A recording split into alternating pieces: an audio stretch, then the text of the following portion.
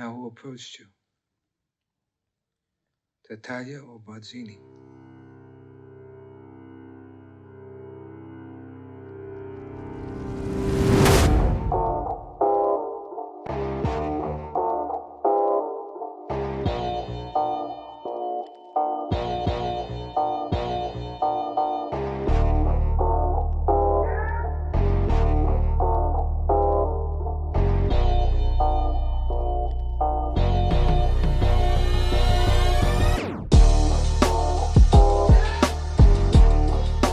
Hello, everyone. Welcome to another sit down with Michael Franzese. It is Monday, October 26th, and you're all ready for another Mob Movie Monday.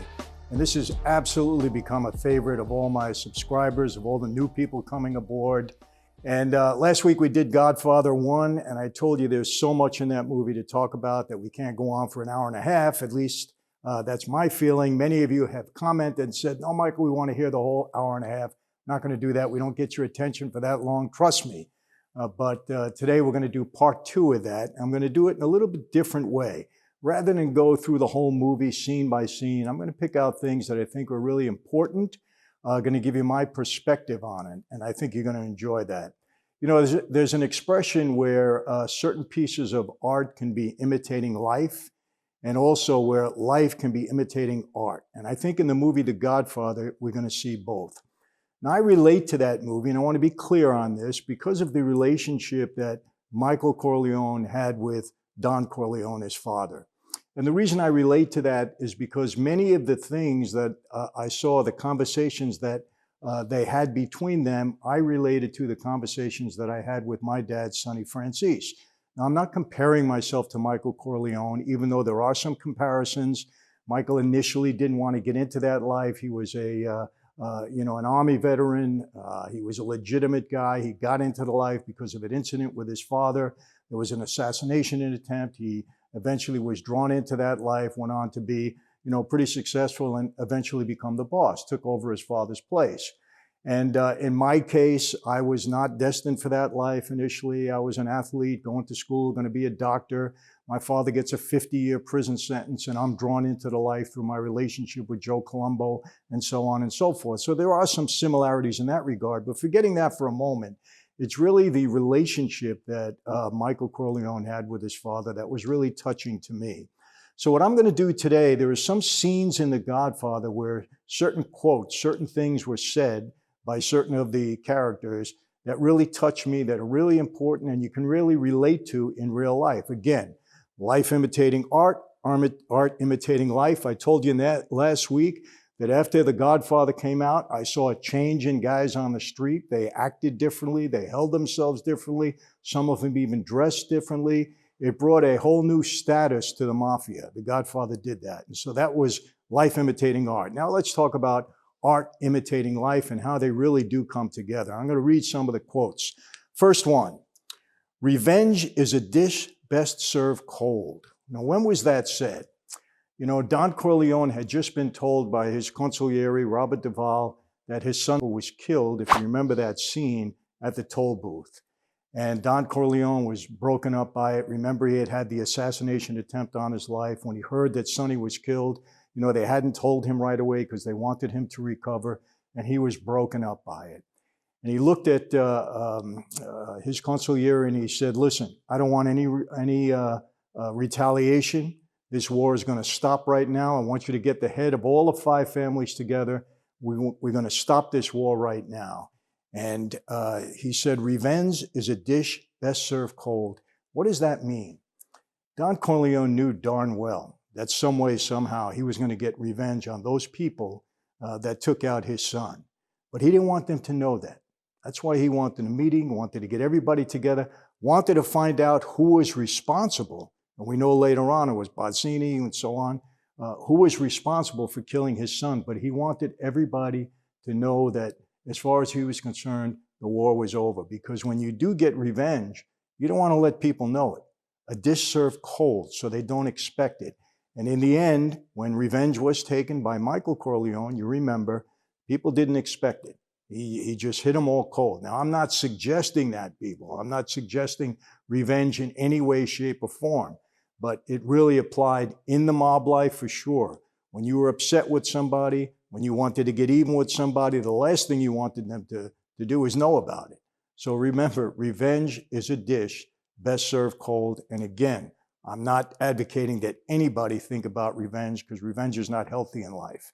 But that was an amazing scene and was something you should really think about. Another quote, this is a famous one. I'm going to make him an offer you can't refuse. I'll tell you why that means something to me. You remember the context of that when the alleged Frank Sinatra character who wanted the role in the film, and he asked Don Corleone about it, and Don Corleone said, don't worry, this producer, he's going to change his mind. And the guy says, well, how are you going to do that? He doesn't, don't worry about it. I'm going to make an offer he can't refuse. I'll tell you why that resonates with me. I never like to get a no answer on anything. Before I ask a question, I'm pretty sure I know what the answer is going to be. And if I have to go into a business deal or I need to know something, before I apply or before I get in there, I want to give myself the best shot of getting a yes. And if I don't think I can do that, I'm probably not going to go for it. I'm not going to ask it. So I'll make him an offer you can't refuse. It's something that you should really apply in your life. Before you go into something, be as well prepared as you can so that you know you get the answer or the response that you want. In a court case, in a court trial, a lawyer, a smart lawyer, will never ask a question of a witness that he doesn't know the answer, or he doesn't want any surprises. A good lawyer doesn't ask a question if he doesn't know what the response is going to be. Remember that. Same thing. I'll make you an offer you can't refuse. You know going in that you're going to get the right kind of response. There's a technique involved in that. Obviously, you got to know what you're doing, but it's a very, very telling response. It just wasn't off the cuff. Another one. This one is really touching to me, and I'll tell you when it happened. Let me set it up. Don Corleone is talking to Michael. He's kind of regretful of some of the things that happened in his life. Again, this was after the assassination. He was giving Michael some advice. They were talking things over. And he said something in regret that was really touching to me. He said, I spent my life trying not to be careless. Women and children can be careless. Men cannot be careless. This reminds me of very early morning conversations I had with my dad. When he first came home from prison in 1979, after he did 9 years, this was the first time that he came home on parole. He and I always got up early. And he would get up 5:36 in the morning. He would wake me up. I was a maid guy at this point in time. And I would make him coffee, and we would sit at the kitchen table, and he would just give me advice. And he said to me at that time, he said, Mike, there were so many mistakes that I made in my life, and I regret them. And I think that, in a way, my dad was, it was kind of tough for him to admit some of the mistakes he made, but he was pretty open with me as he advised me and taught me how to get on in that life. And he said, boy, I really have some regrets. Maybe if I didn't make mistakes, the way I translated it, if I wasn't careless, I wouldn't have gotten to the position that I got in. And that's so important. And I'm not being, macho here, and I'm not demeaning women in any way, but men have to be careful in life. In the mob life, you cannot be careless. I've seen guys that were careless and they didn't last. They got themselves in trouble. Some of them got killed. You can't be careless in that life. And they say women and children can be careless. Well, that means that, if you're not involved in a difficult, serious lifestyle, then maybe you can get away with being careless. In a serious life, you got to think twice. You got to know your steps in life. You got to know the people you're surrounded with. Carelessness can be dangerous, especially in the mob life. So that really resonated with me. And it was a great scene, by the way. Another one. And this was when, this scene was great too. If you remember, Don Corleone was sitting with Sollozzo. Sollozzo was the guy that wanted to get Don Corleone to get into the drug business. He asked him for $1 million. He asked him for politicians that he had that can help him, in the drug business. And Don Corleone was against it, didn't want any part of it. But his son, Sonny, who was always the guy that flew off the handle, he wasn't like Michael, where Michael took time to think. Sonny flew off the handle and he started to talk and say the wrong thing. And after it was over, Don Corleone looked and he said to Sollozzo, actually, he said, I have a sentimental weakness for my children. And as you can see, pointing to Sonny, they talk when they should listen. Boy, if my dad drummed anything into my head growing up, and especially when we got into the life, it was always, Mike, be a good listener. Keep your mouth shut. Don't respond so quickly. Make sure you listen before you talk. He drummed that into my head. And in the mob life, that was so important. In the many sit-downs that I had over various business disputes, especially when I was in the gas business and everybody wanted to get involved, or if I was protecting one of my men who might have made a mistake, I always listened very carefully to what the other person had to say before I responded. And that's so important. You never speak out of turn. And that's a good thing even in life. Don't speak out of turn. If you're in a business negotiation, listen to the other side. Let them talk, gain information, understand their character a little bit, where they're coming from, what they really want, what you really want. And you know, I'm a big believer. I love the book of Proverbs, the Old Testament book of Proverbs. And Solomon was such a wise man. And many of the Proverbs that he stated in that book said, be a good listener. Don't fly off the handle. Keep your mouth shut. People think you're smart, you're wise when you don't say too much. Very, very important. That was a very important and just a great line that came out of that movie. And people should pay attention to that. Another one, a man that doesn't spend time with his family can never be a good man. Once again, Don Corleone is telling this to Sonny, not directly. Sonny was in the room and he was saying it to somebody else, but the reference was for Sonny. Why? Because Sonny was having an affair. Maybe he wasn't spending enough time with his family. And people, you know what? It's even biblical.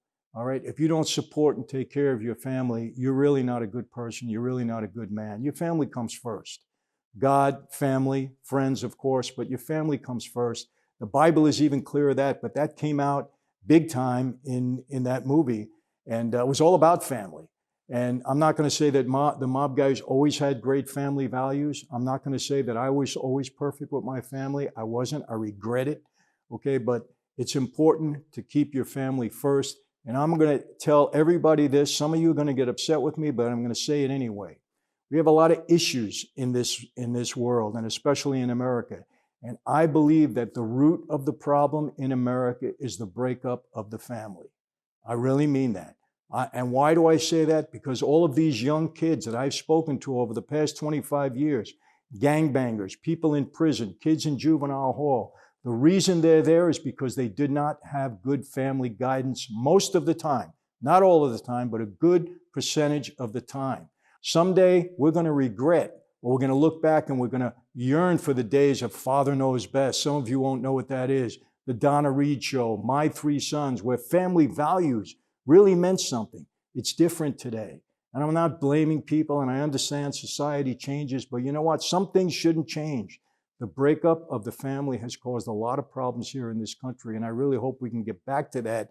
And if there's one thing in that movie, it showed that family was important. Great scene, great line, very important. Again, art imitating life, life imitating art.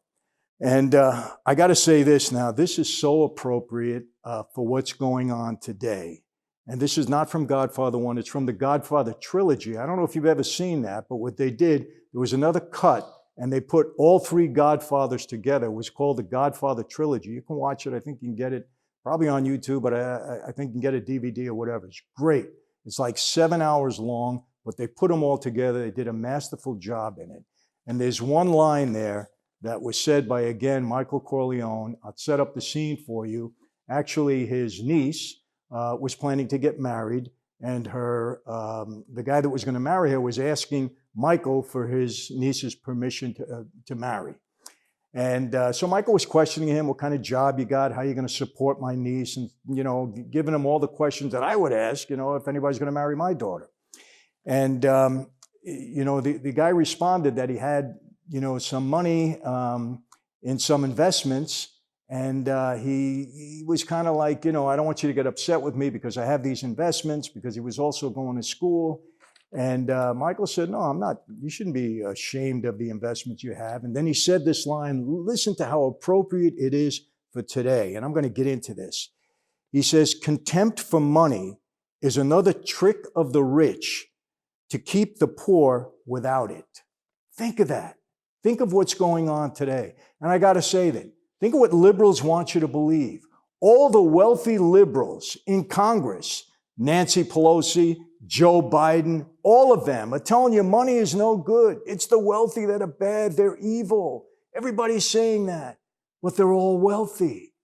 Not one of them is struggling. They're all wealthy. So remember what Michael said. He said, contempt for money is another trick of the rich to keep you without it, to keep the poor without it. Think about it. All the people with money are telling you that money's no good. Today, they're making you hate people that are wealthy. Why do we hate them? Why do we begrudge people that have worked hard, made money? Why do we begrudge them? They're capitalists. This is what America is all about. And what happens when people make money? What happens when government regulations don't strangle businesses? Businesses grow, people go to work, the economy benefits by it, more goods are out there, prices go down. Why do we begrudge those people? Everybody can't be wealthy, but it's the wealthy people in this country that provide for everybody else. Shouldn't be upset with them. And I love this line. I'm going to read it once more, and I want you to think about it. And think about today, who are the people that are telling you money is no good? Who are the people that are telling you the rich are no good? Who are the people that are telling you tax the rich? It's not fair. It's not fair. All the wealthy people are telling you that. Once again, contempt for money is another trick of the rich to keep the poor without it. Just think about that line. I have no contempt for people that have money. You're going to say, yeah, you had money at one time. I did. Didn't have as much I don't have as much now as I had back then, but yeah, I had it. So what? I worked for it, and sometimes I stole for it. That was wrong, went to jail, and shouldn't have done that. But I don't have contempt for people that worked hard and played by the rules and made money, and neither should any of you. It's a trick. Believe me, people, and I'm sorry that I had to say it. Yes, it is a little political, but that's on both sides. On both sides. It's not only the Democrats, but unfortunately, it's the liberals that are preaching that, making you hate people with money. It's wrong. Unless those people are evil people or abusive people, that's a different story. But don't hate them because they made money the right way. That's wrong. So, I can go on again with this. Not going to do it. Again, I don't want you to say that I'm comparing myself to Michael Corleone. I'm not in that regard. I'm just saying that I related to a lot of things and the relationship that Michael had with his father, because in some ways I had that relationship with my dad. And this movie is dear to me because of that. So I really enjoyed it. One of the greatest movies ever. Again, we're going to get to Godfather 2 at some point in time, but I hope you enjoyed this review and remember these words. Let me see if I have anything else before I let go. Do I have any more notes? No, I think that's it. I think we covered what I wanted to cover today, so hopefully I gave you my perspective on this movie. And what else can I say? Tomorrow, I believe, if not tomorrow, then soon, the Darryl Strawberry interview. So watch, it's coming up. You're going to love it. I love Darryl. He's so sincere. He's like Mike Tyson. They reform themselves, and they're so honest, and they're so sincere, and I'm so proud of them and the way they've been able to, come back from a difficult situation. Both of these guys, you're going to hear it from Darryl. Tune in. He's just a great guy, and he's very sincere. You're going to learn a lot from him. So that's coming up. Subscribe, please. You pushed us over 230,000 in 3 months. I can't thank you enough. You people have been just wonderful. The loyalty and the fact that you're enjoying this is great. MichaelFranzese.com. Our community is growing. We have over 6,000 people now in the last 3 months that have joined. Today, I was blown away by some of the comments. We did a Zoom call, almost 2 hours, with so many of my coaching people, and we allowed them to contribute. They asked a ton of questions. I responded to them. I was blown away by so many of them that have said that they are getting so much out of this community. People are just helping one another. They're encouraging one another. They're motivating one another. Lives are being changed. MichaelFranzese.com. It's a free community. Yes, there is another level that you pay for, more of my services, but you don't have to. The free community is great also, and I really encourage you to join. You're going to love it. We're putting such great content in there. We're really working hard, me and my team, all of us. And people, let me tell you this. I don't do this without a great team of people. I told you that you're only as good as the people that you have around you, and I've been blessed to have great people. Lastly, my daughter Amanda, praise God. Thank you so much again. I know I thanked you yesterday. I'm thanking you again. She is improving, doing much better. God is so good. Thank you for all your prayers and well wishes and just kind words that you've said. It really touched my heart, my wife's heart. We appreciate it so much. So that's it. Thank you for everything. We'll see you again on Friday. And what do I always say? Be safe, be healthy. God bless you all. See you next time.